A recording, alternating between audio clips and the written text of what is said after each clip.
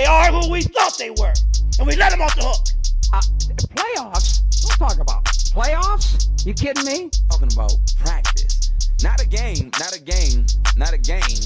We talking about practice. Are growing out, and the only way the roots grow out every single day and they grow stronger and they grow better is if that we all water.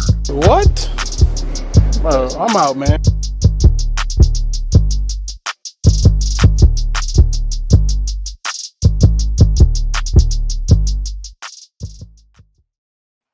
What's going on? Happy Monday night, everybody. It is time for a brand new edition of Chip and Drip here on the AAT Sports Network, AAT Birds. We have a jam-packed show tonight, so we figured we'd go on a little bit earlier. That way we don't keep some of y'all up too late, including our damn selves. I'm Chip at Chip for the Birds and at Umpire Stories, and I've got a good one for you tonight, although we're all going to watch it. Joined by JD at Ooh and he's from D2N Podcast LLC, and also, since school's starting back up soon, joined by Don Conaway, Mr. Seaway Science from the Drunk on Broad podcast. What is up? Hey, buddy. What up? Was good. I'm just here to do hood rat shit with my friends. JD, it's not 9 o'clock yet. I don't know if we can say shit yet. I'm just here so I don't get fired. Yeah. I'm here to do hood rat things with my friends. Hood gangster things. We're doing gangster things. I'm here to do hood rat stuff with my buds. You stupid. You stupid. So a lot of good things happening. I just want to really quickly make sure everybody knows that this week, and I do say this week because this week at Sports and Social, which is a brand new establishment in Allentown. It's right across from, I think, the PPL Center. We're going to be up there. We're going to do a live post-game show after the Eagles play the Browns. And oh, yeah, Hollis Thomas is going to hang out with us. That's freaking dope right there. Like, we're just going to hang out with Hollis Thomas, do a show with him live. I'm going to look so very tiny next to him. It is absurd. I cannot wait. So that's what we're going to do on Sunday. We're all probably going to get up there probably around about 1 o'clock, watch the game, and then just hang out with Hollis Thomas. I mean, you got between that and like obviously that is connected with the Philly sports trip stuff. What is it connected with? It's connected with the ultimate bus trip to FedEx Field. Oh my goodness. What is that all about? That whole thing, man, that's incredible. It's super cool stuff, and the fact that you guys are you guys are part of this with all the other podcast groups, it's super cool, man. Can I say something?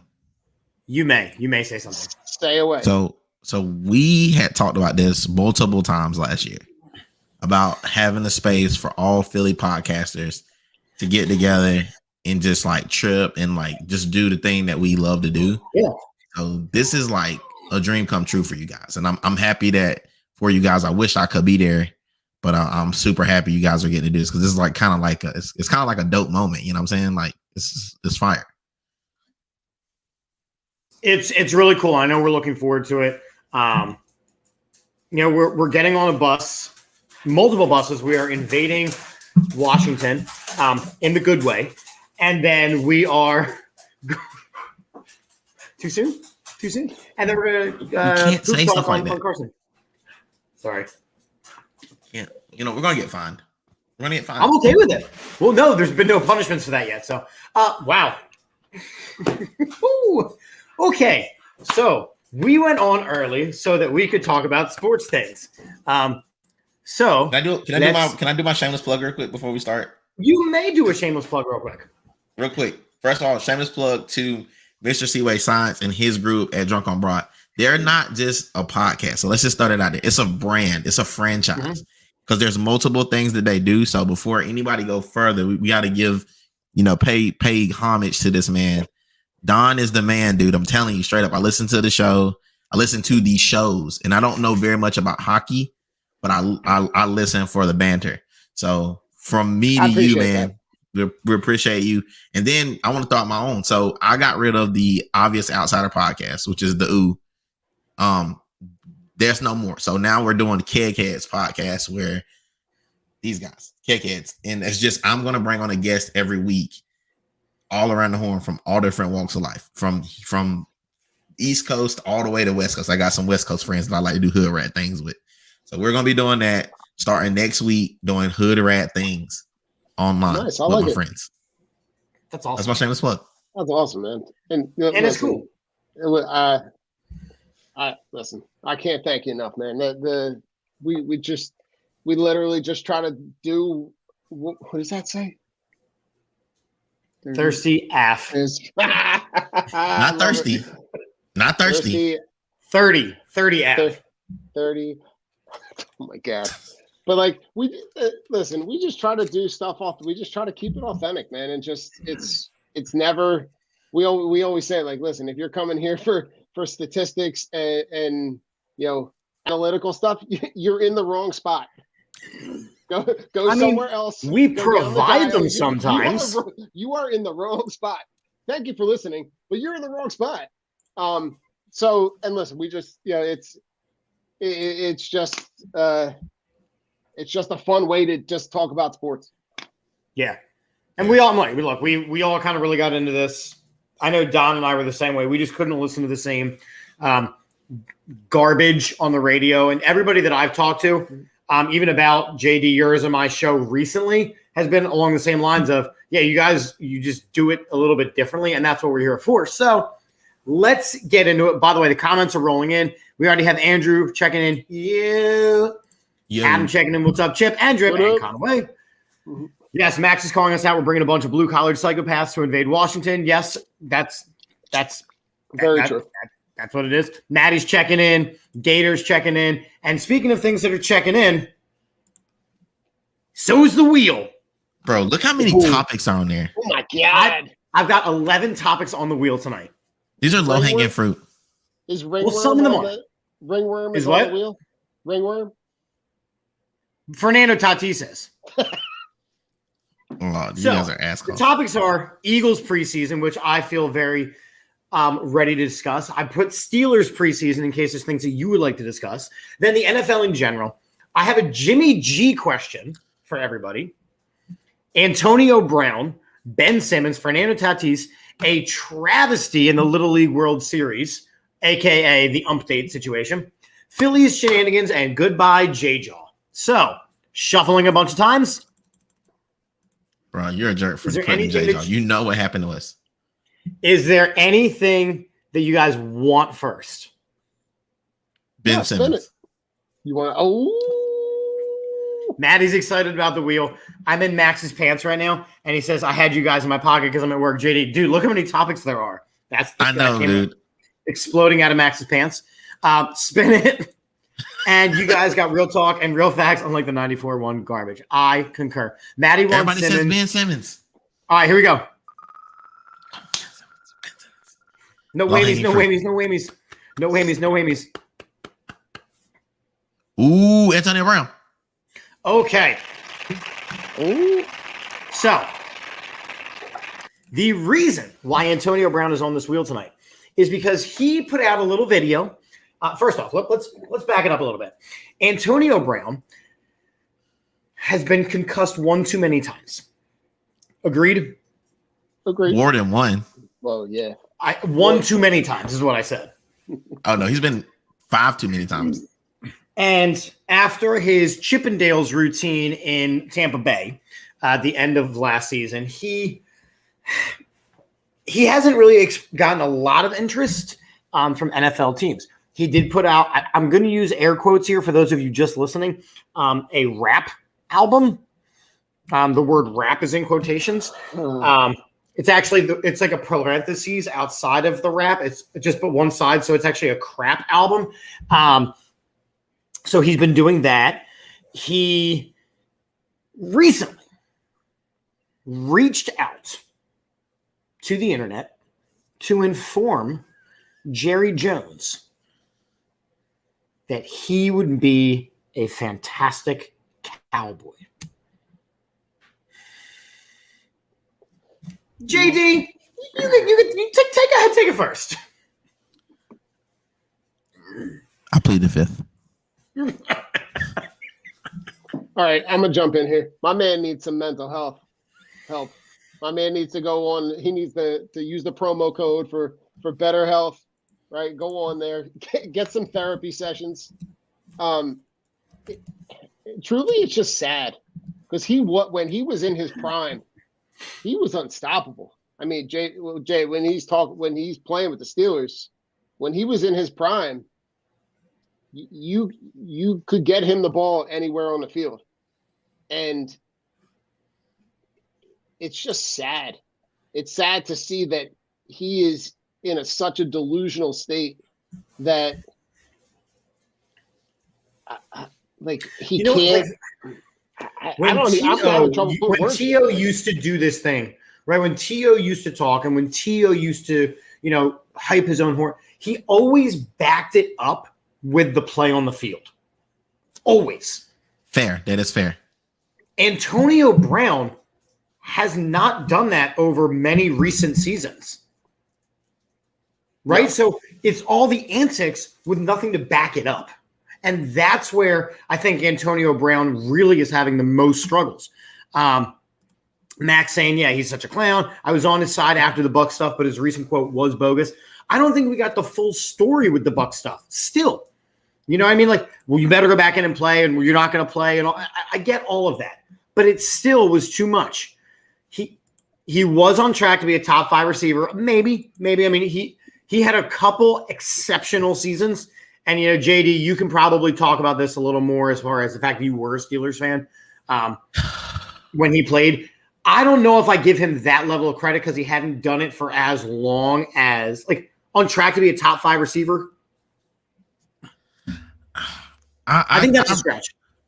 I don't want to give Antonio Brown any play out of my mouth. He's gonna. I just would rather not. And the dude, he does these things so we can talk about him. You know what I'm saying? Like, I'm not doing it. So you guys talked about him enough. But well, here's the thing, right? Here's the thing. The quote is what I want to bring up. So for those of you that don't know, this is what Antonio Brown said. And I am reading here. Please. My biggest regret in my career doesn't involve calling my GM a cracker or showing up to a Raiders camp late in a hot air balloon with a frozen foot or throwing rocks at the UPS driver. And it definitely doesn't involve me taking off my shirt and doing a victory lap around the Jet Stadium mid-game while throwing up deuces. Okay. That's just the beginning of the quote. My biggest regret is that I'll never get to see me, Antonio Brown, play a game live. I can watch the game afterwards, but I can't imagine what that was like for you to all see something like that. Like watching the Beatles or Jesus perform at Red Rocks. We're done. We're done right there. We're done. We're done. It's so delusional. We're done. Like, we're not giving this dude any more play. You compare yourself to Jesus, we're done. All right? Now, my man needs Jesus. Yeah. But does he need Jerry Jesus? Jerry Jones Jesus? Jerry, nah. He needs Jesus and exactly a counselor. We're done. Next topic. There's way better stuff. I am out of the closet officially. I am back to being a Steelers fan. You can see it. It's all over. Narcissistic psychopath behavior. And Jesus, he's coming in concert. Good stuff. Yes. Spin the wheel. We're done. To the wheel. I don't want to get canceled by Jesus. That means you die. Just so you know. Just so we're throwing it out there, just so we know. No whammies, no whammies, no whammies, no whammies, no whammies, no whammies. Are we going to shenan early? Bro. Ooh. All right. We're here for it. I love to finish up with the shenanigans. You know what I'm saying? That's how I like to get through my week. All right, so let me ask you this. I know it was a valid spin. Can we switch it out for Ben Simmons, please? So we're just going to spin again, and we'll stop putting shenanigans on the wheel. How about that? Why don't you want to talk about this Ben Simmons thing? Like, why can't we just talk about it and just take it off the list? We're going to spin it again. Here we go. We'll shenan at the end. I knew you were going to do this. Come on.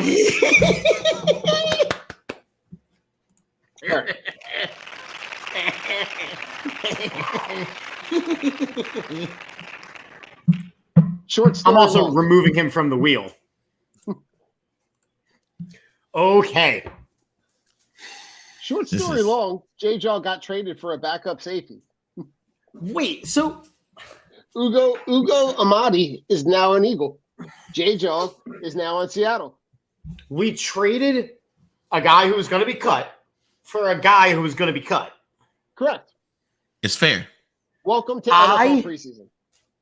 Where Like, I everybody love Howie pretty much Roseman thinks- after the moves that he's been making, but my man, he's like, nah, I could sell J-Jaw for a pack of chewing gum, but instead I'm going to get an actual NFL player with special teams experience. Right. Facts. I just, There's value there. There is some. I because at looked- the end of the day, you can't go wrong with a safety. You know what I'm saying? Like in this league, Yeah. you can't. I mean, even if you cut him, he's still he could prove himself here. Like just like J-Jaw has the opportunity to prove himself in Seattle. Correct. I just don't see it. I don't see it. Here's the thing. Chip, what were they going to get? Exactly. They were going to cut him, Right. and that's the thing. They were So gonna I cut am him. So I you am got okay somebody. with them giving him a fresh start. I am, because he was never going to be successful here. He just wasn't. No, not at all. He was never going to be successful. And I remember when we drafted him, I was not impressed with him out of Stanford, right? He was doing okay things against Pac-10 corners. It wasn't like he had played in the SEC. It wasn't like he had played in the Big 12 or like places where actual defenders go. It was the Pac-10. And he was okay. Look at where in the last couple of years where the Eagles have gone with their early draft picks. Yep.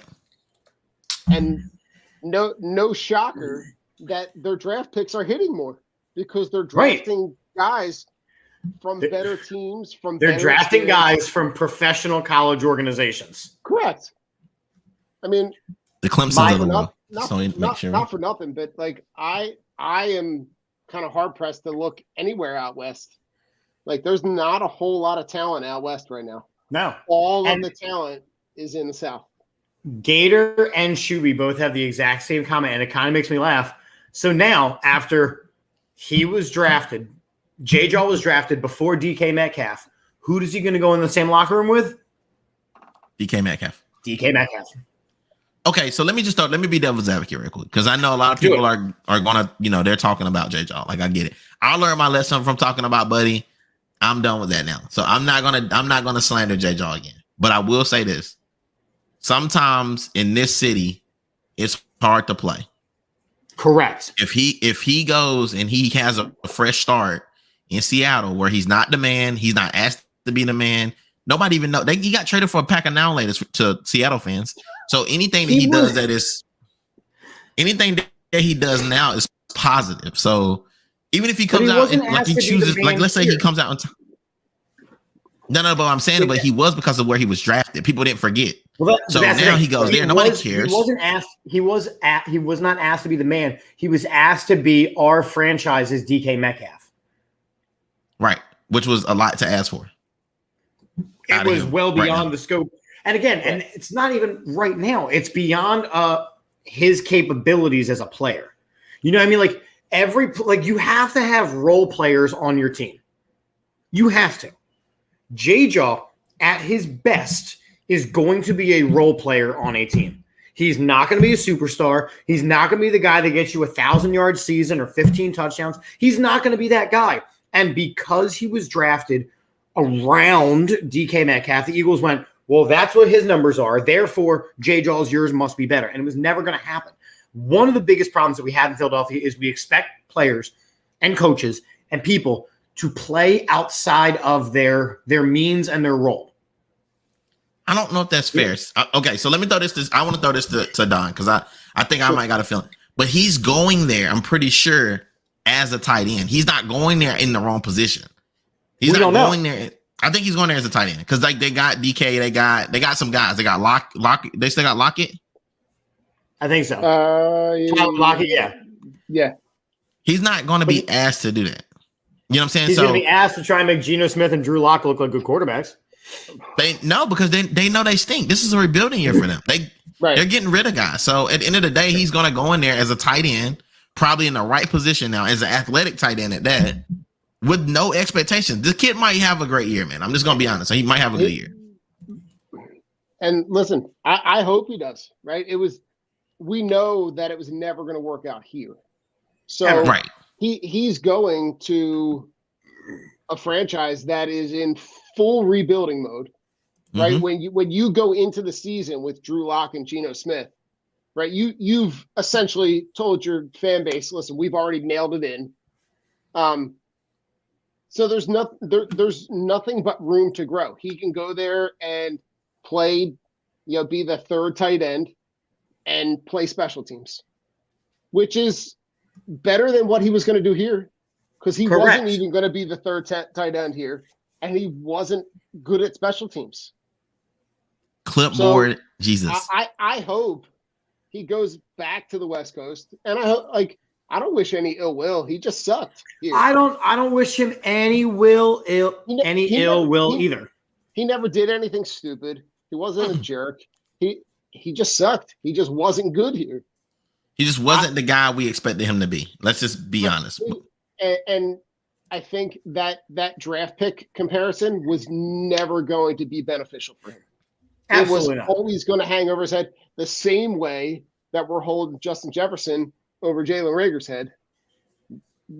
There's never you're never going to live up to that. And he's the next one that Jalen Reagor needs a fresh start as well. He's never going to be successful in this town.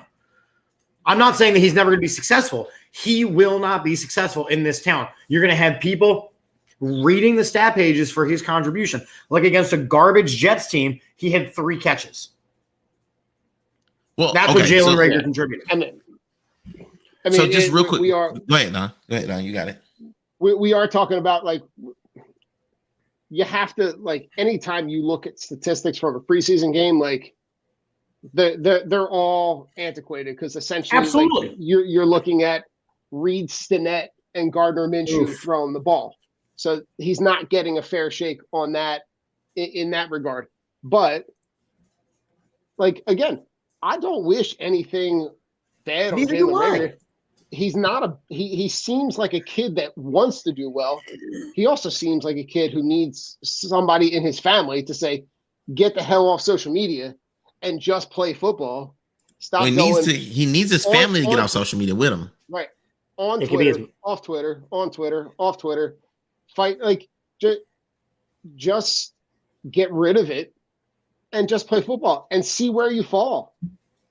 But he's another kid. I think he just needs a fresh start somewhere else. People are always going to talk no matter what. And as you guys have all seen the movie The Replacements, right? Yes. Thanks. With Keanu Reeves. And he goes, what are you afraid of? Quicksand. And, Orlando Jones is like, oh, yeah, man. And it's like, no, what do you mean? It's like you make a mistake and then another mistake and then another mistake. That is how J-Jaw and Jalen Reagor's careers both were in Philadelphia.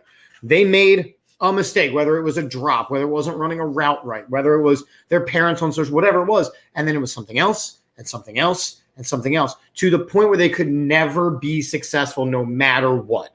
No matter what, these two guys could not have been successful here. And Chip, to be honest, man, it's not just those two. There's been a lot of guys who Carson Wentz, another one. Carson Wentz, Nelson Aguilar. There's been a lot of guys in that period of time that have not been able to get it together. And this fan base is one of the ones that know football. They're going to know if somebody's working on their game. Like, the one thing I will say about the Philadelphia Eagles fan base is they're trying to turn over a new leaf with Jalen Hurts. I think most of the fan base is trying to say, listen, this guy's working. We've seen the change in his, like, hips. All the things that we complained about last year, everything that we've said about him for the last 2 years, every year he's come out and been consistently better. So I think the fan base is turning a new leaf and giving that time for development. And I mean, let's just be real. Let's just call a spade a spade. There's some guys that won't make it here, unfortunately. But I think the core group they got here now, they can. They have all like minds. They all are hard workers. They all want to get it out the mud. And when you got like minds, they can do some crazy things. So So go Eagles. And I think that Max's point here is really good. You can't control that they picked Jalen Reagor instead of Justin Jefferson. And then Justin Jefferson has turned out to be one of the best young receivers in football. And Jalen Reagor just simply wasn't. You cannot blame J.J. Arcega-Whiteside for being drafted into a system that they thought would fit him better rather than DK Metcalf. And then DK Metcalf has turned out to be the dominant player that most people thought he was going to be. That's not their fault. And that's what I was saying. Like, once you and that's what I'm saying. Like, once you get that role player thing, like, some guys are just going to be role players. Some guys are going to be special teams players. Some guys are going to be slot receivers. The fan base has got to ease up and let the coaches go, you know what? This is where we're placing you because this is where you're going to be successful. Well, they also, like you said, and I'm going to throw this to Don too after this, but when they created this team, they created it for Carson Wentz. This team was not created for Jalen Hurts. And now, as the pendulum is swinging, those guys that they brought in to fit Carson Wentz are now all gone. Like, those guys are leaving, and it's been a mass exodus. And they're bringing in guys like AJ Brown, and they're bringing in guys like Devontae Smith. Yeah, the pendulum swung, and it happened relatively quick. So those guys that they brought in prior to that don't fit the mold anymore. So J-Jaw being 6'6", 6'5", 6'6", they don't need that guy because they need a guy that's more athletic. So they got to get AJ Brown, who's also a tank of a man but can move. So let's just call it J-Jaw is 6'2". He's 6'2"? 6'2", 237. He's a tight end? Mm-hmm. Yeah, not for long. His career stats. God, please don't read them. It's not sound horrendous. 16 catches, 290 yards. My God. In how many years? This is going to be the start of his 4th season. I got more career catches than him. 16 catches, 35 targets. Listen, there have been guys that have come close to overcoming both of those statistics in a game, let alone in a game. like, come on. Like, and Jay, to talk to your point about Hurts, Howie Roseman has flipped this roster pretty fast. He had to. And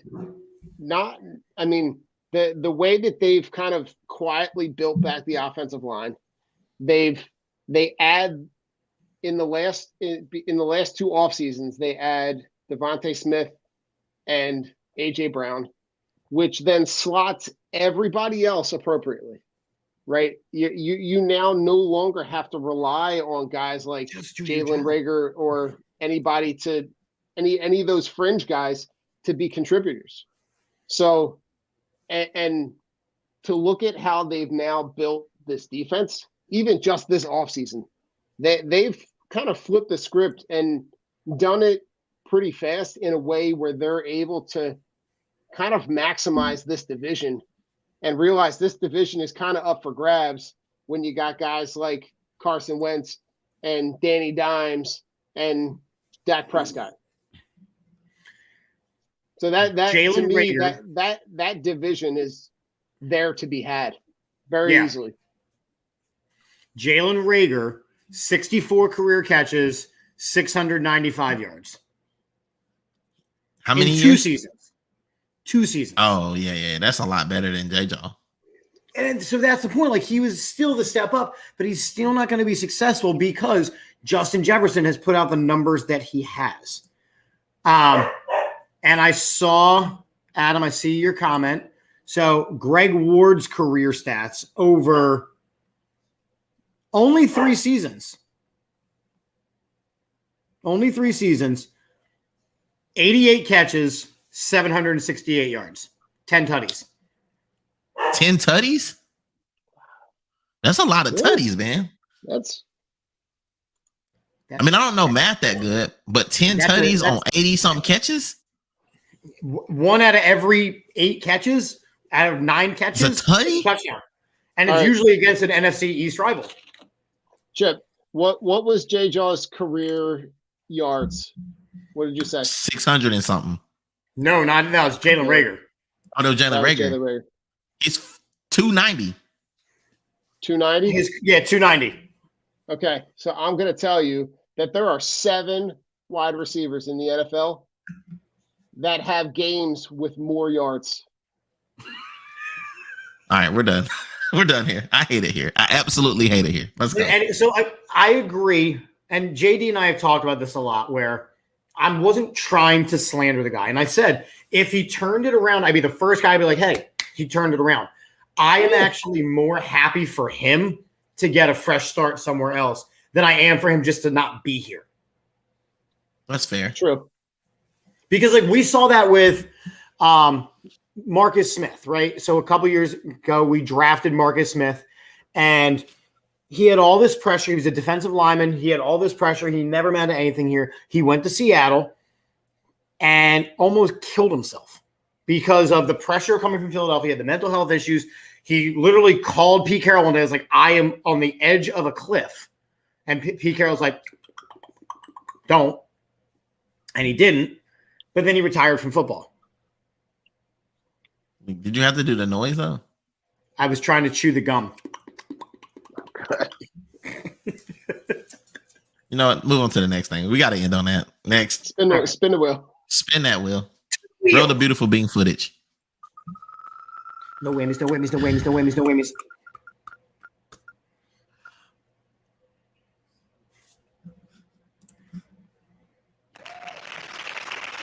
There you go.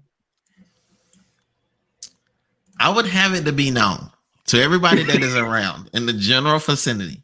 Someone said it earlier. I am out of the closet as a Steelers fan again because I've been in hiding for 2 years, like deep hiding. I've been in deep cover. You know what I'm saying? So, and I had a deep fake for a while. So I was running out here, running around. I had a lot of Eagles gear on. I was playing the part. I'm still an Eagles guy, but I'm also a Steelers guy. So I'm the resident Eagles fan on the network, just so anybody was wondering. So this year, I'm excited because we're playing with house money. If we're good, cool. We get to keep a quarterback. If they both suck, they both don't cost a whole lot. So it doesn't matter. I am in the mode where I'm hoping that we find a Jalen Hurts in the rough. You know what I'm saying? That maybe Kenny Pickett can come in with his small hands and throw some touchdowns, or Mr. Trubisky doesn't want to get benched again and he plays his heart out. Either way, we win. Our defense is still good.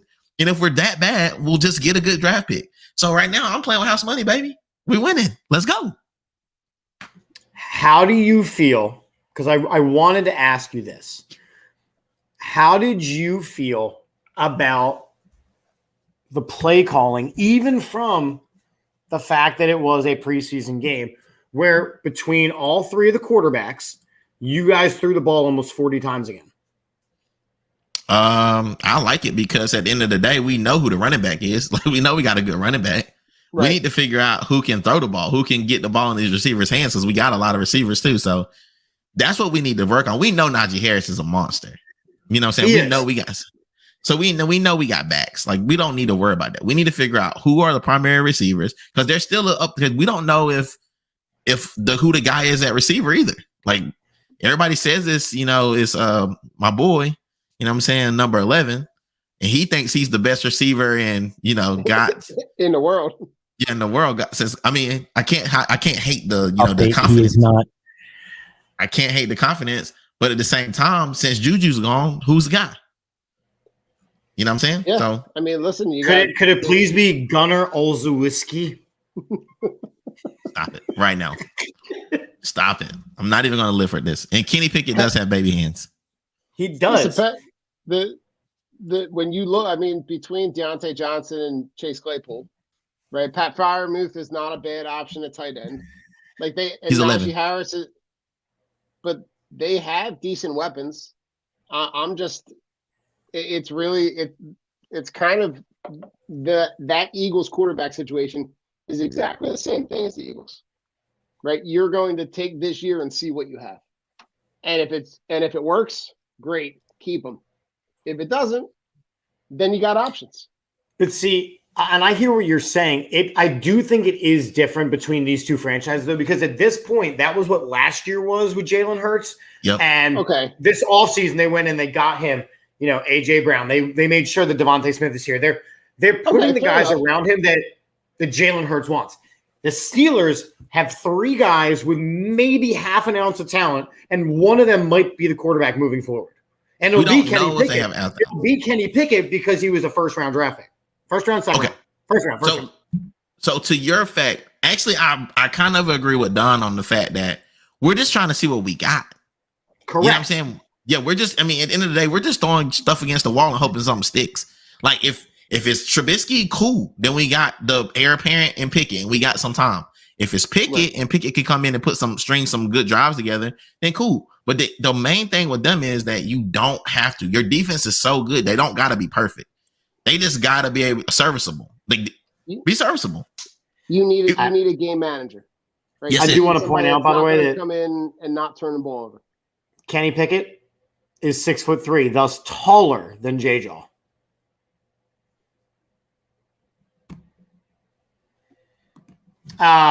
If they can solidify their running game and shoot over to their passing game enough for either Pickett or Trubisky to succeed. Right. And I hear that, Max, but what I'm saying is that if you look at the way that they have called plays for the last 15 years, when you had a one-armed Roethlisberger who had just had total reconstruction of his entire throwing arm, and they were like, go throw it 60 times. I mean, listen, if they're smart, I'm curious. Turn the ball, they turn around and hand the ball to Najee Harris 25 times, and then you run play action, and you get the ball in space.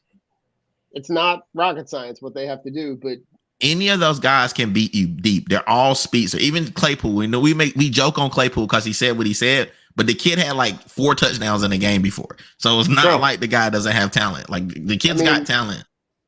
He murdered the Eagles in that one game. Yeah, that's what I was talking about. I just didn't want to say the name of the team. It's okay. Adam would like to say, does anyone think the Eagles have a better record than the Steelers this season? I do. Yes, absolutely. 100%. We have a way harder division. Places right now. We have way harder division too. Like anybody on any given day in our division can beat each other. Like it's unfortunately that's just where we at. Like Ravens can beat us. I mean, Cleveland can beat us depending. Yeah, depending on who's playing QB. I mean, they might be able to, to rub a victory out if you know what I'm saying. And the Bengals. The Bengals are again the returning Super Bowl champions. So I mean, the Super Bowl runner-up. Max would like, and JD, I'm sending this directly to you. If the Eagles offered you Minshew, who would you take? Or are you taking him over the 2 guys you have right now? I'm taking Trubisky because simple fact that Trubisky's been a backup one time and he had a decent seat. And I've looked up, so I was really bad about him, but I looked up some of his stuff. In Chicago, he did go to the playoffs, if I'm not mistaken. I've never known Gardner Minshew to do anything other than hold a clipboard and be a quarterback of a bad team. So I don't know. I'm gonna take Trubisky. I think you know what you have. If you're looking at Gardner Minshew, like you know what you're getting. You're getting an AFC Championship game quarterback. I'm pretty sure that was the year that they had. That's when they had Jalen Ramsey and all them, right? When they they had to have actual good players around, right? Yeah, Duval. Yeah. He sucks. So yeah, that's gonna be a hard pass for me on Minshew. You guys can keep that nightmare and that mullet. To the wheel. Spin it. Wait. Anything else you want to say about the Steelers' first preseason game? Let's get litty. No whammies. What does that mean? It's what they used to say on Oh, you never watched Press Your Luck? No. It's where right. It's you can take me off the screen for this. I don't want to be in no part of this. I mean, you can remove me. No. Because here's the thing. Aaron Nola pitched great the other night. Cool. Which means his next 2 starts. Out of his next 2 starts, one will be shaky and one will be abysmal. But he got no run support. So we played a huge weekend series against the Mets, the team that we're chasing. And we really only put out, I think, 3 runs all weekend? Yeah, but listen. But again, Schwarber's out and Harper's out. So your MVP caliber hitting is all out. Right, but you stole a game where Ranger Suarez beats Max Scherzer. right? And then you come back and you have a game where Aaron Nola and Jacob deGrom are literally just mashing each other in the head with fastballs. And I think in that one game, both of them had retired 17 consecutive batters. Like that was, to me, I was watching that game and I could have sworn it was a playoff game.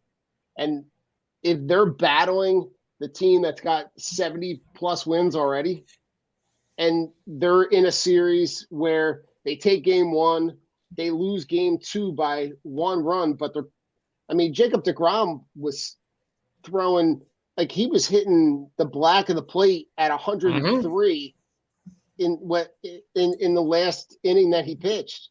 So I'll take that in this series, and they've got enough games against enough crappy teams coming up between the games that they have right now, like against the Reds. I think they've got at least six or 9 games against the Reds. They got 11 games coming up against the Nationals. Like those are games where they're going to be able to make up a ton of ground. I think you're going to have an opportunity to see some playoff baseball. The only shame about it is that if they end up playing the Braves, like if they end up with that third wild card, they're going to play all 3 in Atlanta. Right. You're not going to see any home games unless you win that series in Atlanta. Right. And again, right now, the NL East is a total slugfest. And the Phillies are getting to a point where they're getting players back. So Schwarber, his injury wasn't too severe. Harper's coming back. I do not think – and actually, I want to talk you this down because when I went to the Reading Phillies a couple weeks ago, this was – the conversation was, oh, well, and then, Harper will do some minor league time. Do you think he should do a single – I don't. I'm looking at your face. If all he's going to do is DH, you put a bullpen guy out there, have him throw fastballs, sliders, curveballs, junk balls, and just have him swing the bat. Right. I think you can – if he is going to be the DH for the rest of this season, you don't need to put him on a minor league assignment to be a DH. You can put him in those simulated games before the game, right, where you have a guy who's throwing a bullpen session, so he's seeing live pitching. He goes in there. You can accomplish the same thing and get him game ready without sending him to Reading or Lehigh Valley. Which, again, would be a huge boost for the minor system, but it's not. It's an unnecessary risk. There's if you can accomplish the same thing at the major league level as you can if you were to put him on a minor league stint, fine. Right. I'm good. I agree, Javier, that is the Nola we need all the damn time, but that's the problem is that he's not consistent. The one thing that makes Nola not the pitcher who is a top 5 pitcher in this league, even a top 10 pitcher in this league, is the consistency. He's not the top pitcher on the Phillies. Do you know that he and Wheeler are both in the top 10 for Cy Young? I think Nola which is great. 7. So which is great. It's great. But it's consistent. Right. Consistency. So, I think we've been talking about this for like the last 3-4 years. Correct. And I think having a second year where he's the second guy behind Nola, I think you might be able to see him be able to take that consistency to. And let's be honest, this is the first time that he's ever pitched down the stretch where they've been in contention for a playoff. Right. For a playoff spot. So there's different value there when you know that you're playing in a playoff game. Shuby wants to know, is DeGrom the best pitcher in baseball? I say yes right now. He's so missed most of the season. I think Ohtani's up there, but he's also kind of like he just does everything. Sandy Alcantara in Miami is incredible. When I was down in Miami, when I was down in Florida for spring break, I went to the game where he pitched against the Phillies, man. His stuff is just electric. Yeah. He's literally, and he's consistent. It's the same. But that's what I think about DeGrom is that the movement on his pitches, the fact that he throws like a 90-mile-an-hour changeup, like right. And to be honest, to speak to like you had said, like, listen, the Phillies are going to get back. They're going to get back at some point a healthy Schwarber. They're going to put Harper back in the middle of this lineup as the DH. They're not the only team getting guys back, right? The Mets are getting Jake. They're adding Jacob deGrom to a rotation where Taijuan Walker is your fifth starter. I'm still pissed that he's not a Philly. I pushed so hard. You could have had him, and he was cheap. And I pushed so hard. But they have a solid rotation. They got a great bullpen. They got the best closer in baseball. Yeah. They got bats all up and down the lineup. The back end of their lineup is kind of weak, but they don't really need them to produce a whole lot. So Max's question, speaking of Cy Young, is Verlander about to win the Cy Young and the MVP? No, because he doesn't have to hit. So especially now that the DH is removed, unless you are a 21, 22, 23 game winner, there's no competition. A guy like Ohtani could be, but as far as pitchers go, I don't think you're going to see another pitcher win the MVP unless it's like an astronomical win number, low ERA, or it's a guy like Ohtani who does both. True. But like you think about that DH rule saved the Phillies season this year. 100%. If that DH rule is not in place, Bryce Harper's not in this lineup. Hall was not in this lineup. Neither one of those guys are seeing the field. So, right. And Max said a couple of years ago is very different than the way the game is now. That's my only point. Even the game where DeGrom pitched against Nola, he only pitched 6 innings. Nola went 8. 8 complete game and got the loss. So, all right. JD, your eyes have glazed over. It's not that I'm glazed over. I'm just listening because I don't know a whole lot about baseball. So listening to you guys is really helping me. It's my stuff. Figure it out. No whammies. Okay. NFL in general. So the first games of the preseason happened. I want to point out a couple of things that I really appreciated and liked. So first off, I am really pissed off that the Eagles did not draft Murder Leg from Buffalo and his 82-yard punt. The punt, Matt Ariza. Matt Ariza. Because I said the one spot the Eagles still are definitely 100% weak is at punter. This guy is an absolute beast. It was disturbing. 82 yards in the air on the first 82 yards. Yeah, I mean, it's an it's an undervalued position, but if you can get a guy that can flip the field and they had the ball on the 20 and they give the ball back and it's inside the other team's 5. Like that stuff's important right there.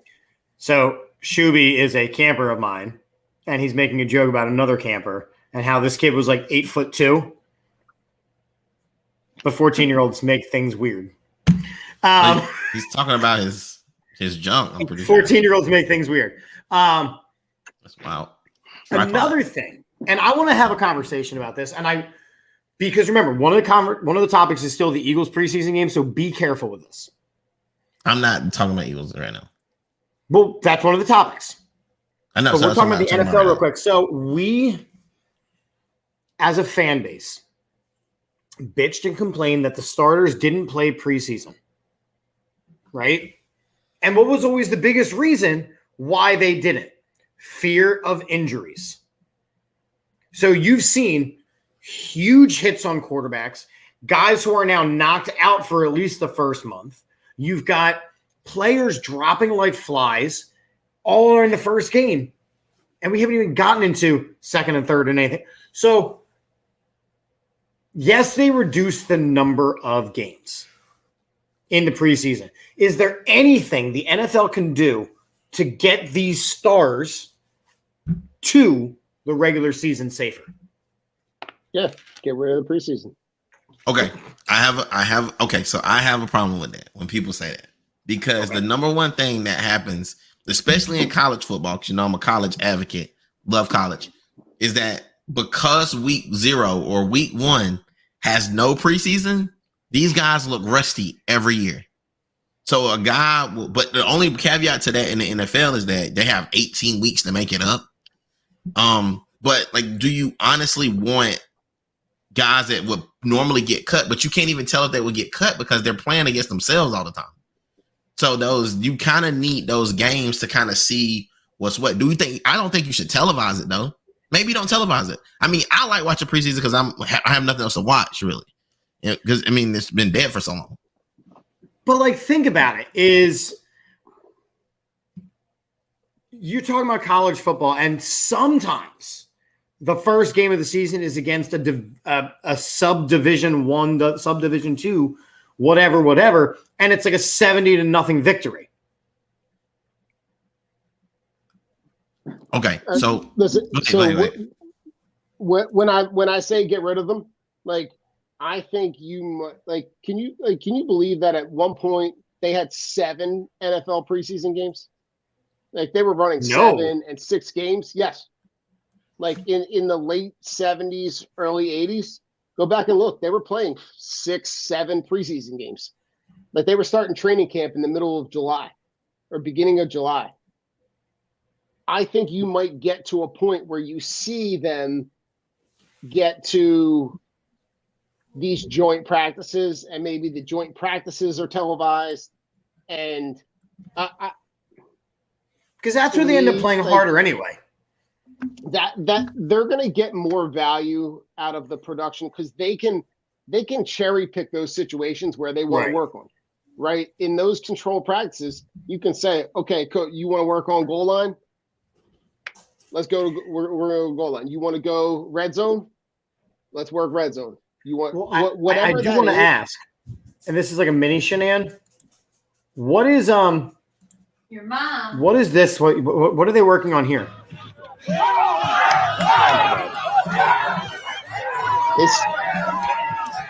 It's Washington being Washington. Well, if you don't know what that is, for those of you guys who are not in the Greek life, who are not in African American, those are Q dogs, and they are party hopping. I'm not sure why they're doing that shit at practice though. There's not a club. There's not a club. What the heck? So this is at the Giants open practice. Why does he have a? Okay, never mind. You know what? I'm not even gonna. Okay. I would like you to watch why the Eagles better not lose the NFC East this year. This is Daniel Jones. Press play. Oh my God. Holy good Lord. And the pass is complete to the cheerleading squad. Can y'all see my mouse on the screen? Because I'm on a different screen right now. The ball is here. Yeah, Chip, I don't know what's closer. That ball closer to that wide receiver or the Little League pitch that we're about to discuss? Mm-hmm. Nope. I'm not doing it. So again, not going to be able to do it.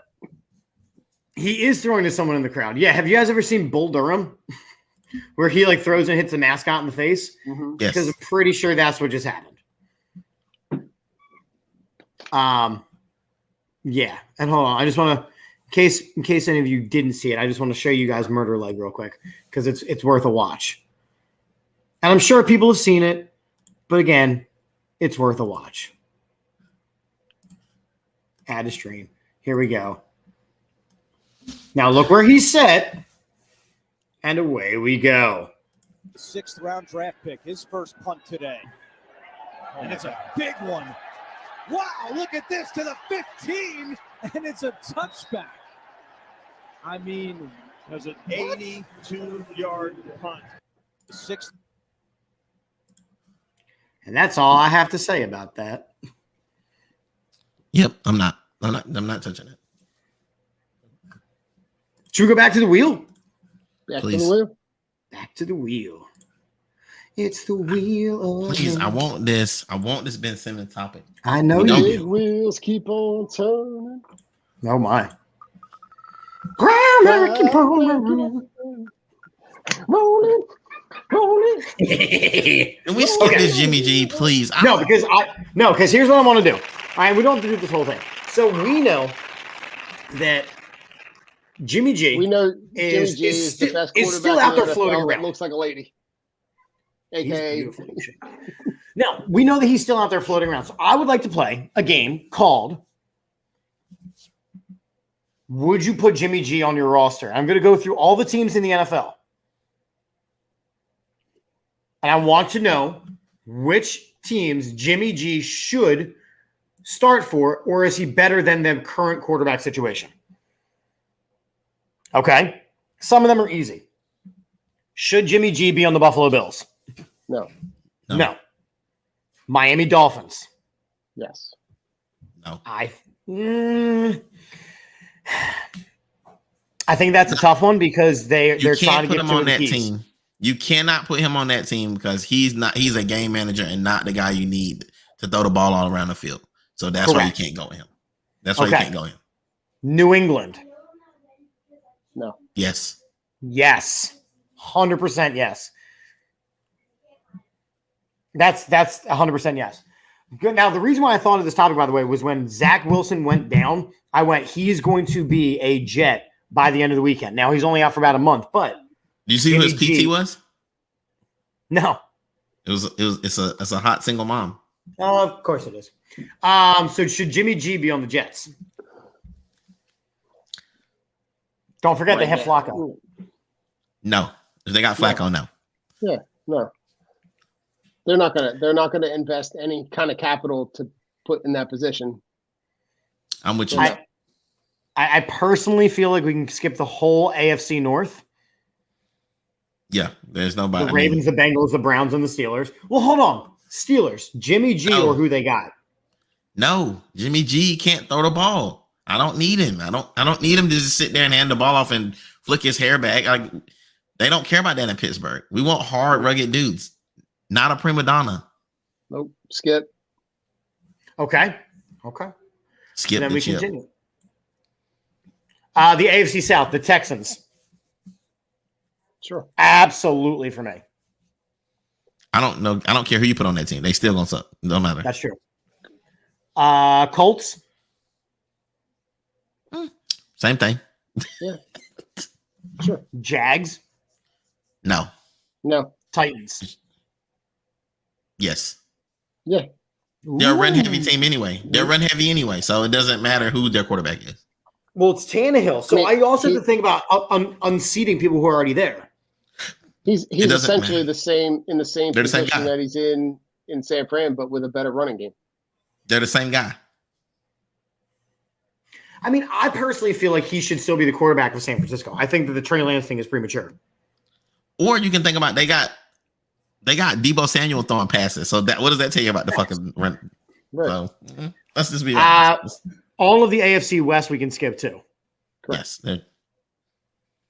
NFC East, he could be the starter on either the Giants or the Commanders.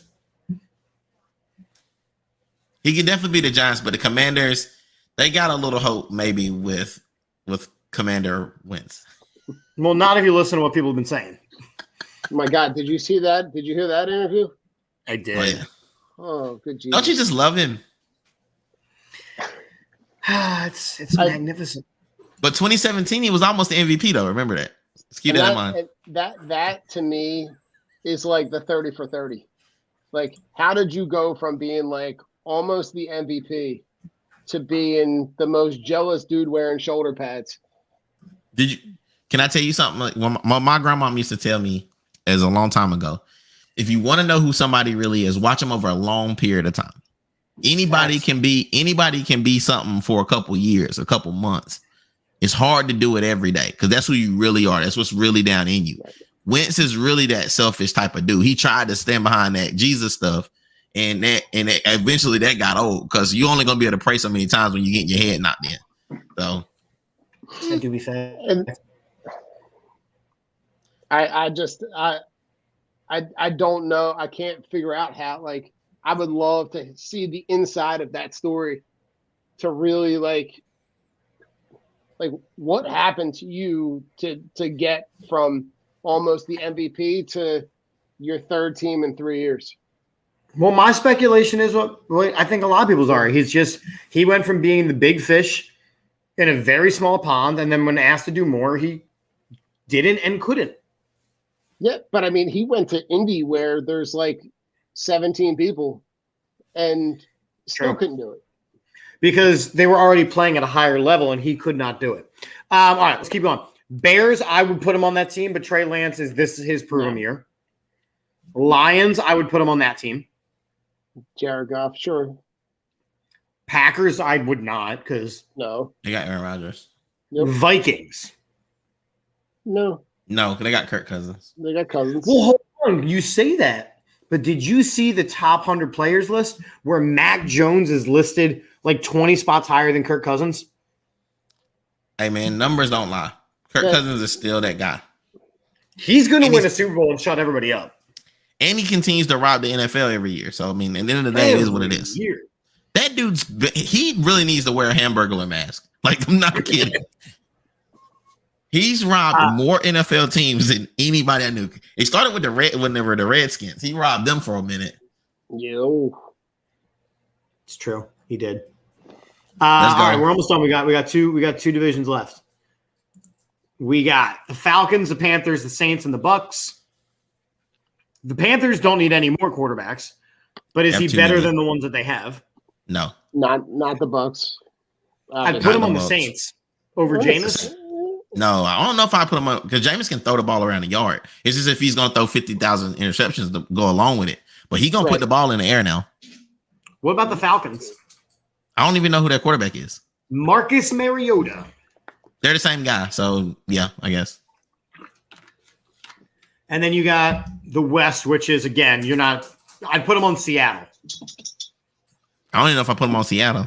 It's a dumpster fire regardless.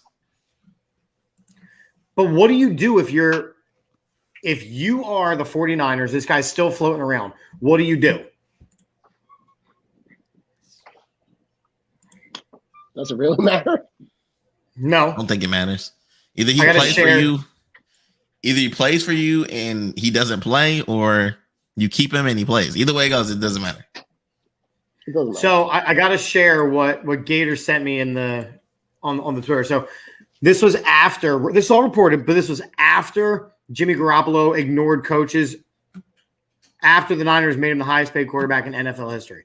And said when the press conference ended, Garoppolo shook hands, flashed his multi-million-dollar smile, and disappeared in the offseason ever. The important work to the coach's chagrin would have to wait. He left the press conference. Nobody heard from him for weeks and weeks. Didn't return calls, didn't return texts, basically vanished. We're looking at each other going, what happened? The vanishing act, which will become a staple of more off seasons after that, is worth pondering as we prepare to dive into the Trey Lance era, beginning with Friday's preseason opener against the Packers. Sounds like a point guard we know. And Shuby says, don't trade him within the division. Potter, I have seen all your comments rolling. I'm sorry, I was on a different screen. JD's same beef with Minshew would be the same with Jimmy G. Exactly. Okay. I just don't believe. I don't think that he stinks. I just think that he is way underwhelming. We don't know. No, he stinks. Yeah. He's a game manager. We give the same shit to all these game managers. Like, we got to give him the same stuff. He's trash can juice. He really is. All right. Spin the wheel. Let's go back to the wheel. Now, 4 topics left, and then shenanigans. I feel like this wheel has really kicked my butt tonight. I'm sorry. Not your fault. Ooh. Eagles preseason. Okay. I don't need to talk about all the scrub city. It was what it was. I need to talk about the hit. I need to talk about what was one of the dirtiest hits I've ever seen in football. And I talked to Jeremy Bridges, who is, works with us on our network, and he went, that is one of the dirtiest hits I've seen. Man played the game. He was 4 steps out of bounds, got absolutely level with a spearing type hit. Nick Sirianni loses his shit, which, of course solidifies him as pure Philly. Right. But Jalen Hurts gets right back up, leads a perfect drive, does the thing. Super happy with that. Jordan Mailata absolutely beasts it.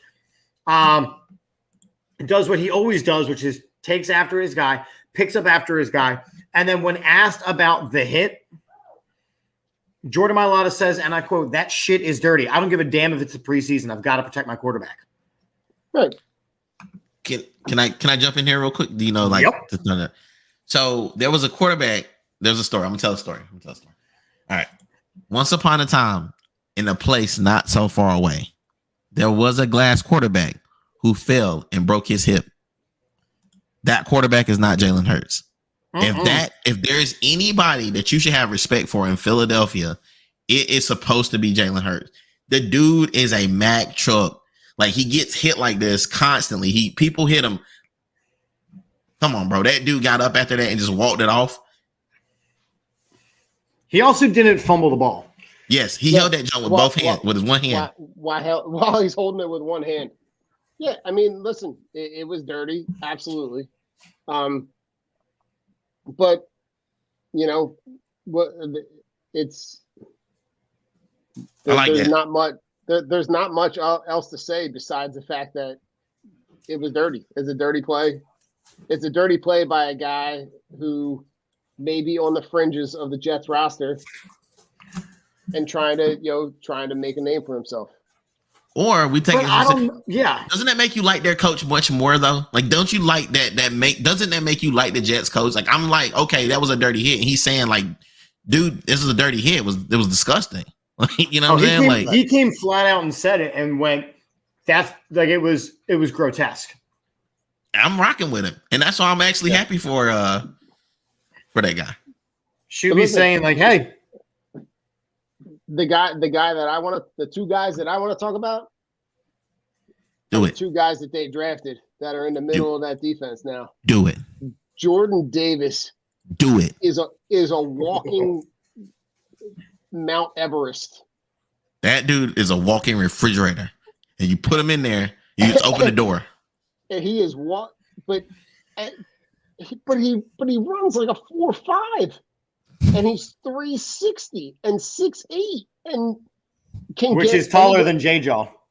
The one play where he takes on three guys, and both linebackers run on either side of him and go make a play in the backfield. And that's how you win. Right, and the one play where he takes on a double team, the Kobe Dean comes right on his backside, and lights the backup tight end up and inadvertently creates the tackle without touching the runner. Like, right. Those two guys are going to be in the middle of this defense for the next 10 years. Can we toss this out here too? Because there's been a lot of times that I've watched a lot of football, right? And I've said, like, defenses that are nasty and have bad intentions are normally just like bullies. Mm-hmm. There's times that you're going to have Cox in the game, Davis in the game, BG in the game, and Kobe Dean in the game. TJ Edwards. You're going to have Javon Hargrave, right? Yes. You could throw that lineup, right? The one that you just said, right? Yeah. With Brandon Graham, Fletcher Cox, you got Jordan Davis, you got Javon Hargrave. Like, those four dudes are going to consume that offensive line. I don't care how good it is, which means Slay on the outside. Slay and Bradbury. Like, it's the but it also means that exponential improvement. White is going to run any of those. Kaiser White looked great. Are going to be able to get wherever they want on the field. And that, to me, is going to be the way that they overhaul this defense by getting guys that are athletic. They have a bunch of athletes on the field, and you didn't even see Hassan Reddick. Nope. You didn't even see the best of Hassan Reddick, by the way, who looks yoked as hell. I'm good. Josh Sweat, too. I forgot about Josh Sweat. Ooh. This is scary hours. This defense is put together to be dominant. Mm-hmm. I said the night that we drafted him, I thought Kobe Dean was going to be the steal of the draft because he fell so far, and we took him. He's the Tyrese Maxey of the Eagles. I'm just throwing it out there. Truly. He's the By the way, Tyrese Maxey. I wanted to address this because I put out this tweet. This was Gator's first time seeing the hit. How is it not being talked about? How is that not a fine? If that was a college football game, and JD, you are our college football expert on the screen right now. Are you targeting? Targeting and immediate ejection, right? Yep. Well, because of he was out of bounds, he given himself up already. He was out of bounds, giving himself up, and lowered the crown of the helmet. It is a textbook target call. It's a targeting call. And to be honest, if Jalen Hurts is anybody other than Jalen Hurts, or there's a couple guys that won't get this call. Jalen Hurts, Lamar Jackson, Josh Allen might. Maybe, but they say he's a runner like too, so they don't give those type of calls to like the running quarterbacks. You know, so get on board for this because this is what it's going to look like a lot. He's going to take a lot more hits. But the thing about it is that's why the guy squats damn near 700 pounds, like because he knows he's going to get hit like this. He knows he's going to have to take on the stuff, and that's what makes the hard city like Philly love him because he's going to take hits like that. He's going to pop back up. And he's not going to show, even if he's hurt, he's not going to show you he's hurt. And but guess what? And the thing you might see some more exponential growth with him is that this is the first year that he has not had a different quarterback coach, a different system since high school. Every year since his senior year in high school, he's had different team, different coach, different system. He's now got 2 years in a system. I think you're going to see some growth. And he gave himself up because that normally that if you look at that play, Jalen Hurts would have tried to get more yards. I mean, I understand it's a preseason game, but that was kind of the knock on him is that he never would get the first down and get out of bounds. He would always be fighting for more yards, and that to me is the sign of like an immature quarterback because you're starting to see it with Lamar Jackson. These guys are getting the yards they got to get and getting out of there. So that is my only thing I got to say. Yeah, and Gator, I agree with this comment where the NFL, if they're going to promote safety and they're going to say, well, we're here to protect these guys and we're giving these guys these bubble wrap helmets and yada, yada, yada, then a hit like that has got to be punished. When your own coach, your own coach doesn't even have your back. Yeah, that's fact. Spin the wheel. All right. Spin it. Ben Simmons. Hold on, I got to add the wheel. Add in the wheel. All right, 3 topics left, and then shenanigans.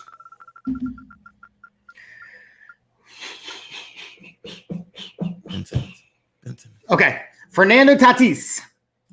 My man had ringworm. He took some steroids. Fernando Tatis just got an 80-game suspension because steroids. And if you ask Fernando, it was to treat his ringworm. His ringworm. Yeah, my man took steroids. But if you ask his dad, and his dad came out with this a little while ago. It's Poppy. Fernando Tatis Sr. said the son's positive test came from something in a spray he used to treat a fungus due to a haircut. Okay. So can we just cut all the bullshit? He was hurt. He took steroids to get better faster and got caught. Because they just got Juan Soto and he wanted to be a part of this powerhouse team with Soto, Machado, and himself. Well, and I want to know when the positive test was. Right? Because did the MLB know about the positive test and wait and hold on to that until he was ready to come back so that he didn't have a bunch of bogus games where he was on the team but wasn't really ready to play, but they counted towards his suspension? Like, I don't know. Like, and if it's anything like a couple years ago when Clemson got ready to play somebody, I remember this very essentially, all these guys popped positive, like all these dudes. And it was something that they had gotten from their team. You know what I'm saying? And so I will, and I remember that it was like Dexter Lawrence was a part of that group. There was a bunch of guys that they ended up getting popped for it. And one of our tight ends, he got popped on the last game, so he had to sit the whole next season. So I am very, very, I'm very interested to know what exactly he took. And on top of it, because if it was something he took by mouth or whatever, because somebody's saying it's not something he took because it was an antibiotic. Depending on what the antibiotic was, it could have been something. But if it was a spray, like his dad is saying, like you get like I get like, you know, you get what is it? What stuff you put on your feet? It kills all the, you know what I'm saying? I thought you were about to say preparation. That is not what you put on your feet. No. That's what you put in your jock area. But I'm talking about the stuff you spray on your feet. The Lotramin or whatever that stuff is for your feet. Yeah. So listen, next one, I had at one point I had some little athlete's foot. You know what I'm saying? I was, you know, tough acting, 10 acting. So, you know, if you got the stuff to spray on your feet, I would love to see what the ingredients are.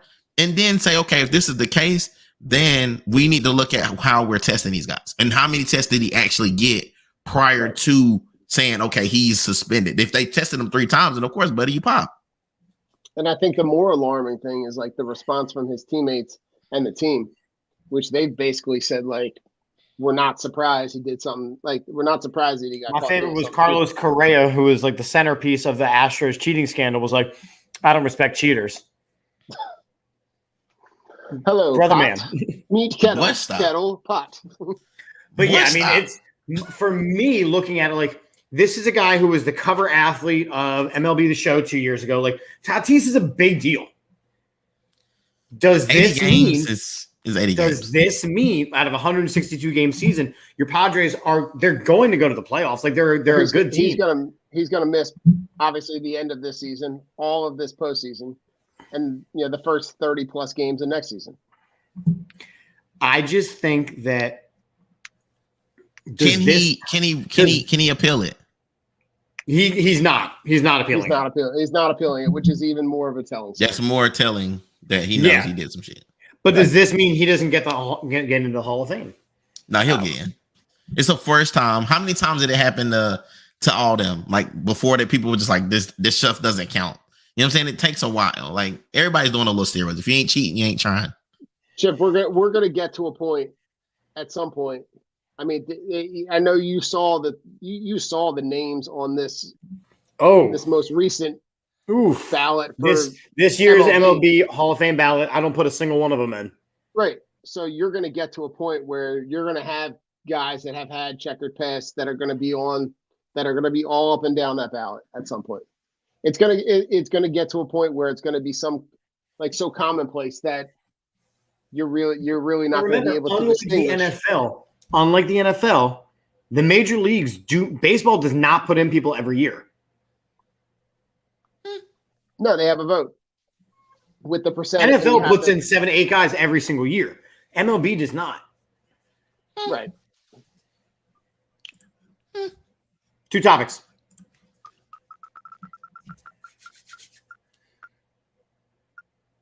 Okay.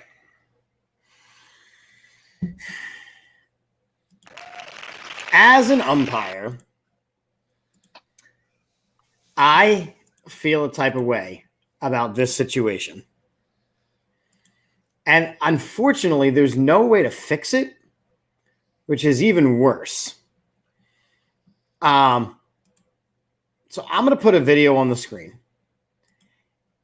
And I'm going to set the scene. So basically, Little League World Series, it's the bottom of the 7th, and they only play 6 innings. So the fact that it went to the bottom of the 7th matters. This is a Northwest Regional Championship, so they're getting down to the nitty-gritty. It's a 2-2 game. And this is the confusion and the call on how this team ends their Little League World Series career. And on deck, you got Liam Ferguson. That is a foul ball. I thought he called it foul. They're saying that's fair. That's the game.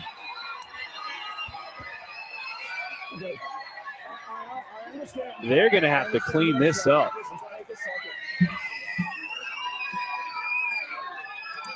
Okay, so I'm pausing it there. Looks fair to me. It's a fair ball. So the ball is fair. Here's where the problem is. That umpire at third base calls the ball foul. Puts his hands up. That means it's foul. Which was, by rule, an immediate dead ball. The third base coach being very heads up keeps it going because the home plate umpire called a fair ball. Ah. So now we're getting word that the call was ruled fair on the field, which means now that they go to the review monitor, they've got to see some evidence in order to overturn this. If they don't find something that can overturn it, Jess, this game is over. Apparently, that's all I wanted you to say. That's all you need to see. Listen, it's World a Series. shame If it's foul, the game that it keeps ends that going. way. But that's, and you're talking about kids, right? You're talking about 12-year-old kids, right? Mhm. It's a shame. It's a shame that that the story of that game becomes about the umpires and not about the players. Because had that umpire called it fair, that game's over. It probably doesn't even. It barely makes SportsCenter. And the hard part, and like a lot of that stuff, it's all like that Little League stuff. It's all volunteers. So, you want to say that they try to make every call the right call. And you're human, right? Like I've been in that situation. Like you're human. It's where you got to go through the mechanics. So, in reality, that is the third base umpire's call to make. Fair. Well, and Had that's it where been those me- two have to communicate. Had it been me, and I call that foul, I am calling it loud foul and stopping the play. I don't think he could have been louder about it. Like he went literally foul. knows. Yes, he could have. Yes, he could have. Because after he went foul, he kind of put his arms down and like just started watching the play develop. Right. Like how do you not walk into Watch. the middle I'll show you the beginning part. Well, no, I get what you're saying, but I'm saying he didn't. Watch the umpire. And on deck, you got Liam Ferguson. like at that point you walk That into is the a middle of the foul infield ball. and stop the play.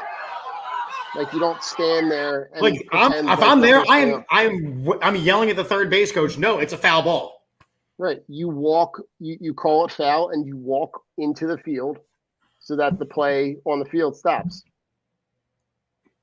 I'm with it. I'm just at the end of the day, man. I think that guy was a novice, and I think he looked at the guy who looked like he was more tenured. He had a little bit more, more oomph about himself, and he seemed to be more confident. So he's gonna. It's the same thing in basketball. Like guys, they will go to the more comp. Like I've seen guys get called for a foul before, a shooting foul, and the guy that's right beside him will call it, good block. And the guy under the goal will call it a block or actual hit on the arm or something. So it's just whoever's the more dominant in that time frame, who the guys that's more tenured, they're going to go with that answer, man. Unfortunately, that's just what it is.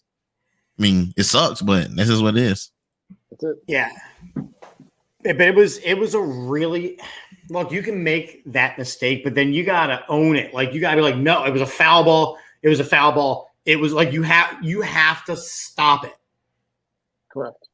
I'm game for the game. Listen, it's human error. Like we're watching stuff happen, and this is a child's game with like grown up consequences. Unfortunately, you know what I'm saying. This is like we're playing the children's game, and it's got grown up consequences. Like these guys are playing on TV in front of a bunch of people with high stakes. These are 12-year-old, 13-year-old kids, and I mean that's the best team in Washington and Oregon. You know how many baseball teams are in Washington and Oregon that play at the 12U level? Like it's.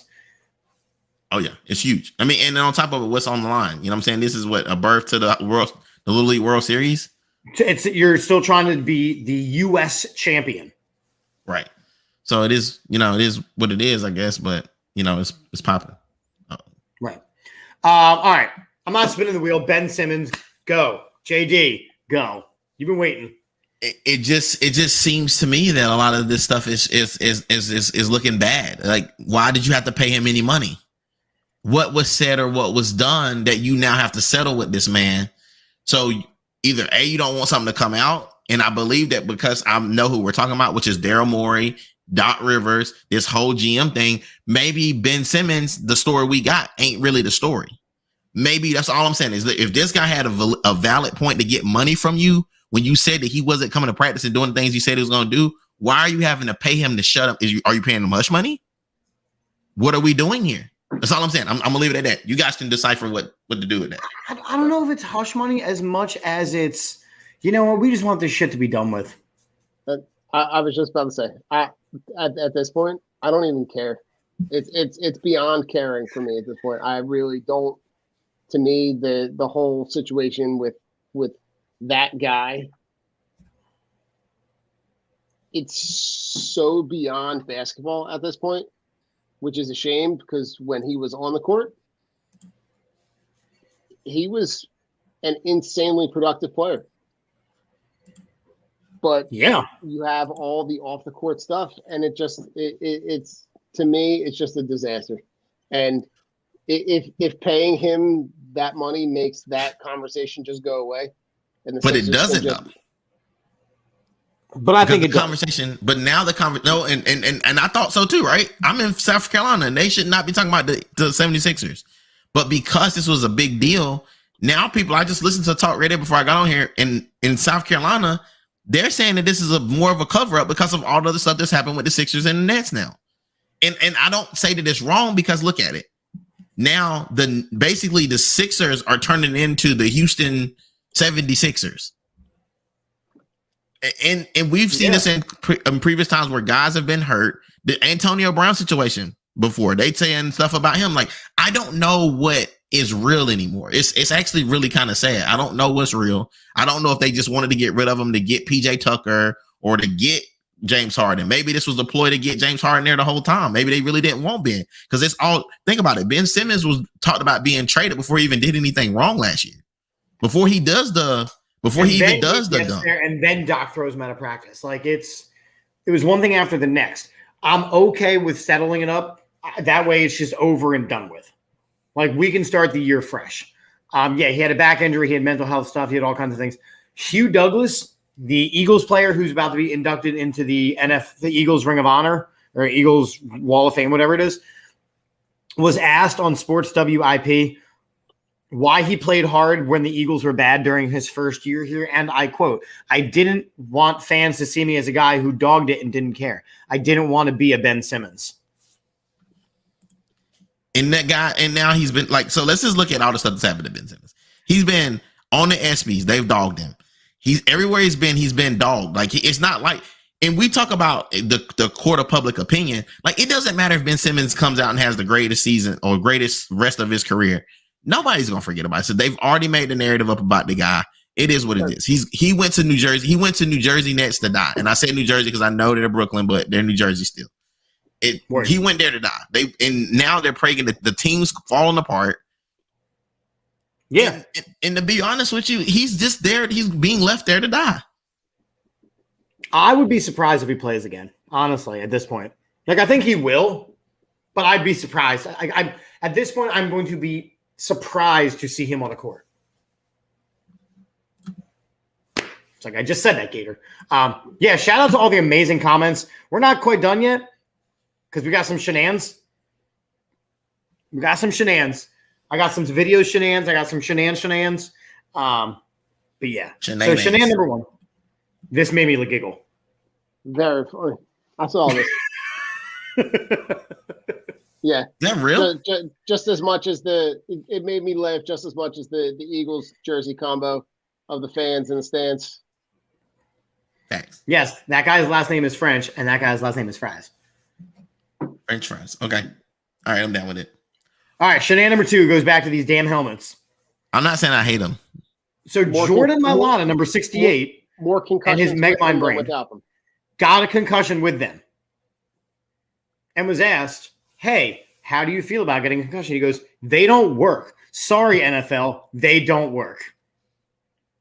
I mean, you also can't be leading with your head too. Like that's number one as well. Like I think that gives them like a false sense of security.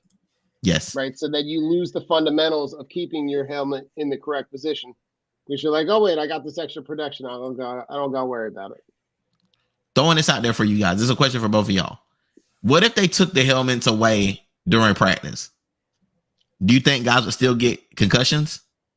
Yeah. I mean, No, they wouldn't, because dudes won't be going in there hitting like that. You be hitting with your shoulder, not your head. Andre Dillard just got thrown out of practice yesterday because he started 2 fights and got punched in the mouth a bunch of times. Say what? Andre Dillard, our backup, because he lost the job to Jordan Mailata, another high round draft pick that hasn't amounted to anything, got into 2 physical fights yesterday and got thrown out of practice. Like haymakers and all. I mean, why are you punching somebody with a helmet on, first off? Because that's the dumbest thing I've ever seen. How smart is that? How smart is that guy? He's not, and he's not good, and he's the next one that'll get bumped out of town. I mean, yes, but that's my next thought. Okay. Should high school football players be able to get drafted to the NFL straight out of high school? Yes. No. Ooh, debate time. What we got? They're not, like, to me, if you stick an 18-year-old kid, JD, and you're in the middle of it now with high school football, right? And basketball, yeah.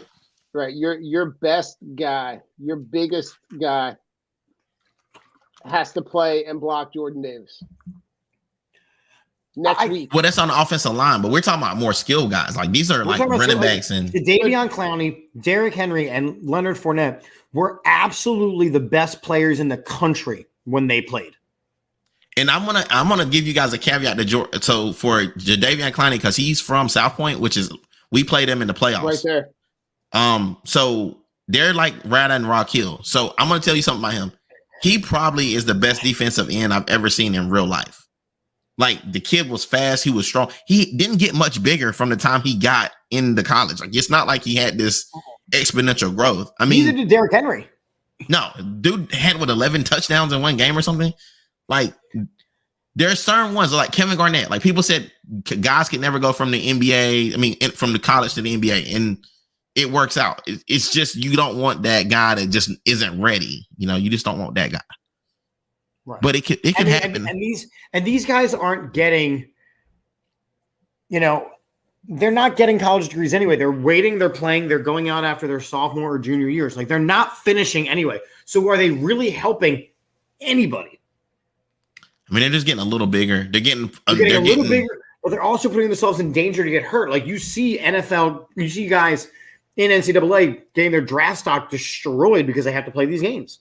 And now they're not even going to play bowl games because they want to protect their draft stock. Like, why not? So I throw this out there. Justin Ross played at Clemson. And the year they won the championship, Justin Ross was the best receiver on the field. You fast forward 2 years, he gets drafted by the Kansas City Chiefs. And people are asking me who the hell he is. Right. I'm like, what do you mean? Like, this guy literally won a national championship 3 years ago, and now you're asking me who he is. Like, he was the best player in that game where they absolutely demolished Alabama. I think this question is phrased really well. Should they be able to get drafted? Not should they draft. Like, you're not always going to draft the guy. Most of them are going to go to college over. But should they be able to? If you had a player development program, totally. Right? If you use the XFL, USFL, whatever, some combination where you were able to, or you do what you can do in Major League Baseball, which is you can draft a player's rights, and then he can go play in college, and then at any point in time he can leave college and go, like, something along those lines. Yeah, I'm down with that. Do I think that there's I think there's more of a risk for the player to be not ready, right? Both physically and mentally, because and even ability wise, like because going into these rooms, all those levels, right? Like, you played at high school, played in college, like the jump from high school to high level college football is miles, right? But the jump from high level college to the NFL is even greater. Okay, well, hold on. Okay, so here we go. So you said that, and now I'm going to rephrase this for you. So a guy like Jordan Davis and a guy like Jordan Davis, a guy like Nakobe Dean that played in the SEC, is that a big jump to that NFL defense? Because I don't think they're missing a step for real. They're not, but go from high school to college there. Where you're going with the rooms, into the rooms, you're watching the film, which you may or may not have done at that expert level. Like, it does require you to learn the game a little bit. Fair. Facts. I stand corrected. Don, you win this one. Stop. I mean, I would still do it for these exceptional level guys. Like, look at Reggie Bush's high school stuff. Like, that stuff was ridiculous. But if you look, what about a caveat record from the NBA, right? For every Kevin Garnett, right? How many Kwames? You have 10 times Kwame Browns. Wait, Kwame Brown wasn't a bad player though, by the way. I just want to throw that out there. He just wasn't the next Michael Jordan. You know what I'm saying? True. So what about this? If you're able to draft a guy, like, okay, so you say we're going to draft Derrick Henry right out of high school. If you're going to draft a high school player, there is a required 1-year professional red shirt. Okay. Well, they're just playing in the go ahead. Practice squad, rooms, like they're your player and that's your pick, but you're not going to get that guy for a whole nother season. They got to get used to the speed of the game, what it's like to be out on your own, a professional, that absurd amount of money, that like all of that stuff. I mean, it depends on. I'm okay with that, but I'm thinking. So my thing is, it's no different now because this is what they've done. They've taken the signing bonus from the NFL, and now it's called NIL. You know, that's the difference. I mean, you got a guy, like a high level guy, like let's say the number one prospect in this 18 class or whatever, or that may not this 18 class of the 2023 class. The top prospect is, I'm pretty sure. Don't know him. I don't know what his position is. I haven't looked, but let's just say he's a guy. He's a dude, and you like draft him. Okay, you ready? Arch Manning. Okay, yeah, right. We watch that with quarterbacks all the time. You know what? And that's the thing, Don. And that's why I'm gonna tell you you're right because they do it all the time. They'll draft a quarterback like we just did Kenny Pickett, but we have Mitchell Trubisky. He's gonna be in the room. He has a possibility to play, but he probably won't. And as long as the guy in front of him is worth it, that guy's on a red shirt anyway. It's the same concept. So I don't know. I'm somewhere in the middle, man. I'm like Switzerland, I guess. It was an interesting question. It's not going to happen, but it was an interesting question. All right. 2 outs, bottom of the ninth, bases loaded. You're down by 3. You need a home run. Who are you sending to the plate? Babe Ruth, Hank Aaron, or Barry Bonds? Barry Bonds. I'm going to play devil's advocate. I'm sending Hank Aaron. Because I was going to take Babe, actually. Really? Babe time said he's not an athlete. He's a baseball player. So I'm going to definitely take him out of there. That dude looks like my granddaddy now. And he's been in the ground for a while. All right. So let's do this then. Don, why are you taking Hammer and Hank? I'm taking Barry Bonds. Oh, you're taking Barry Bonds. Right. Okay. I don't know. I feel like he's in the tail end of his career when he was jacking balls all the way into into McCovey Cove. I mean, he had every pitch was an opportunity for him to go deep. No pun intended. JD, your turn.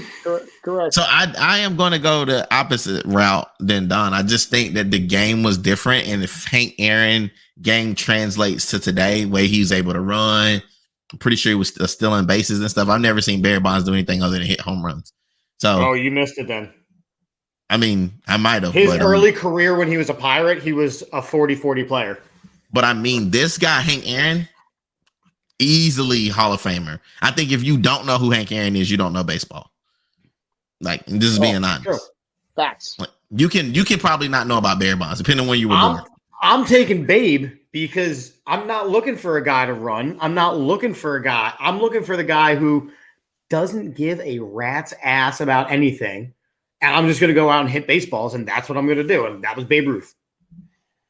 I think we're missing the point. We got 2 outs, bottom of the ninth with the bases loaded, and you need a home run. You need a homer. So I'm going Hank. I'm hanking it.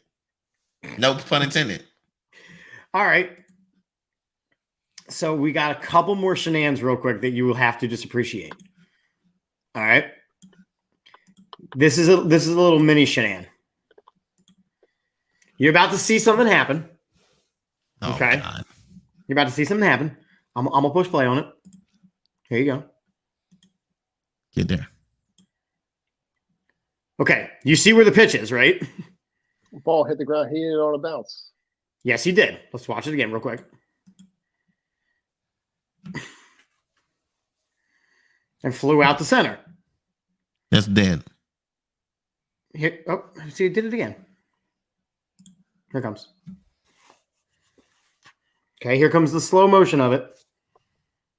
Ball. Doink.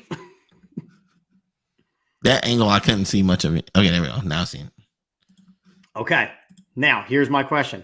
And Don, you can't answer, and none of my Camp America people can answer because I've already answered this question. What is the one thing that you cannot call on a bounced ball?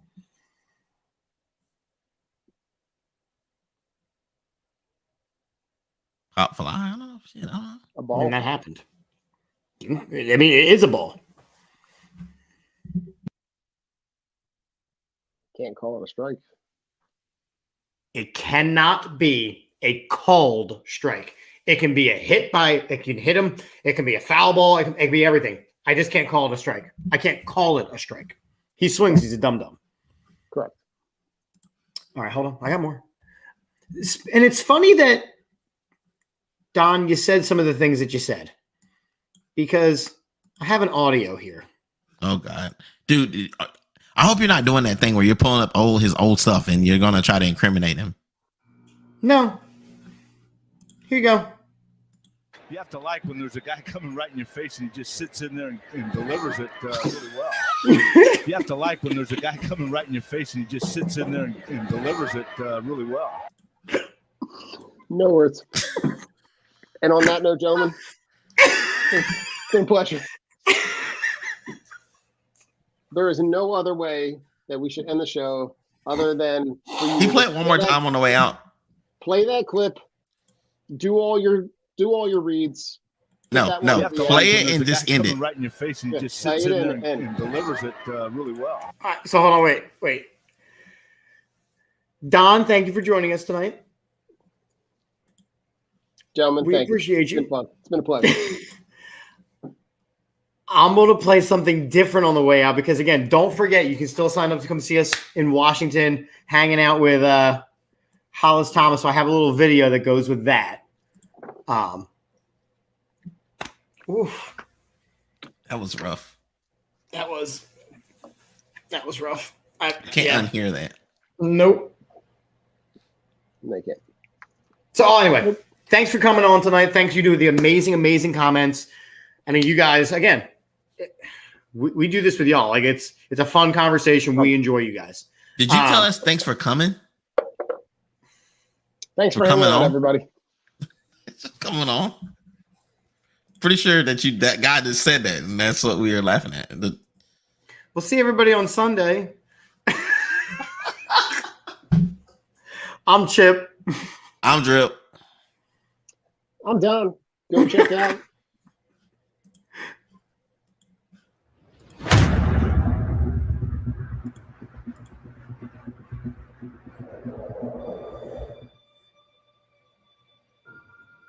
There's a storm coming.